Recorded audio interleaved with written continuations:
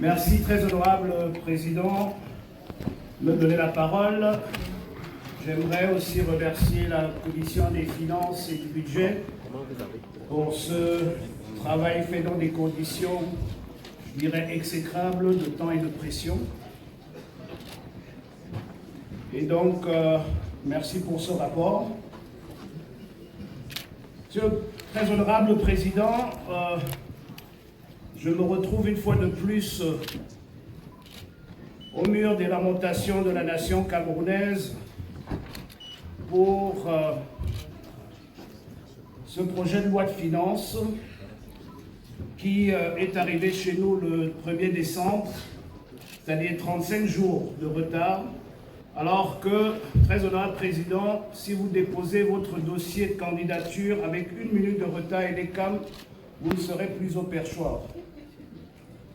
Très honorable président, encore mieux, chez ceux-là même qui présentent ce projet de loi, si vous déposez vos déclarations des impôts avec 1 jour de retard, on vous donne des pénalités qui, pour beaucoup d'entreprises, les poussent presque à la faillite ou des fois même à la faillite. Mais quand il s'agit des 7 000 milliards de la République du Cameroun, quand il s'agit de l'argent de toutes celles et ceux qui travaillent dur pour payer des impôts,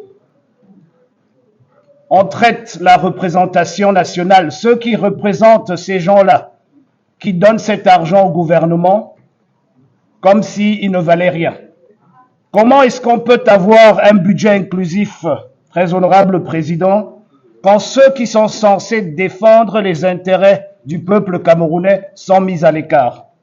Comment est-ce qu'on peut avoir un budget qui représente les aspirations du peuple camerounais quand on donne 20 heures aux honorables députés que nous sommes pour pouvoir défendre les intérêts du peuple camerounais? 20 heures entre le moment où la loi est déposée et le moment où la commission de finances et du budget commence son travail, c'est-à-dire que c'est le délai imparti pour tout amendement. Quand nous visitons d'autres assemblées nationales, très honorable président, en général, en Occident, une loi de finances a entre 500 et 1000 amendements qui sont déposés. Mais chez nous, nous n'avons pas le temps d'ouvrir même les propos liminaires de la loi et que la commission des finances et du budget est déjà, siège déjà, et donc nous ne pouvons plus déposer nos amendements. Et cet état de choses est fait à dessein. Parce que depuis 2013, nous n'avons pas eu une seule loi de finances qui est arrivée à temps, ni la loi de finances, ni la loi de règlement, ni le débat d'orientation budgétaire. Et pourquoi est-ce que c'est fait à dessein, chers collègues?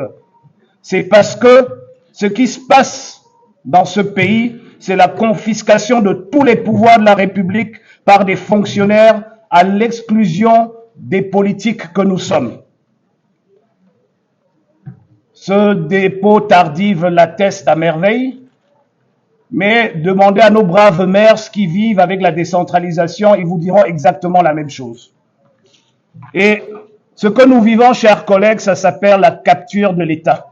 Faut pas se tromper de problème. L'État a été capturé par des fonctionnaires et les politiques ont été... Nous avons été mis de côté et le reste...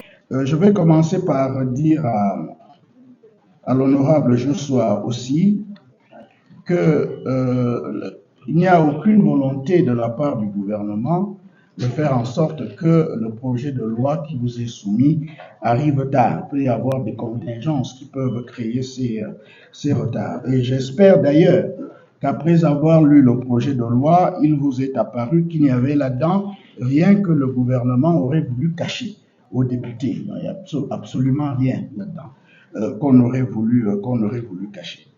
Bien, et l'honorable Joshua aussi a justement dit, voilà, il y a le chômage, il y a l'inflation et le projet arrive tard. J'espère que si le projet était arrivé tôt. Si l'honorable Joshua peut nous dire que si le projet arrivait tôt, cela aurait créé beaucoup plus d'emplois. Je n'ai pas tellement vu, je n'ai pas tellement vu le lien. Bien, l'honorable